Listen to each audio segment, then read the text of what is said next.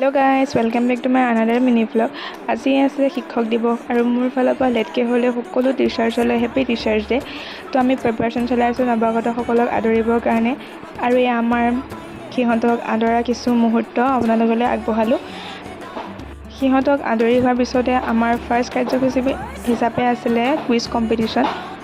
তো quiz competition পতাৰ পিছতে আমাৰ ফাৰ্ষ্ট পজিশ্যন লাভ কৰিলে ফাৰ্ষ্ট চেমৰ ষ্টুডেণ্ট কেইজনী মানে আৰু তাৰপাছত আমিও ফাৰ্ষ্ট পজিশ্যন পাইছিলোঁ। সেইখিনি মই ফটো লগাই দিম বাৰু।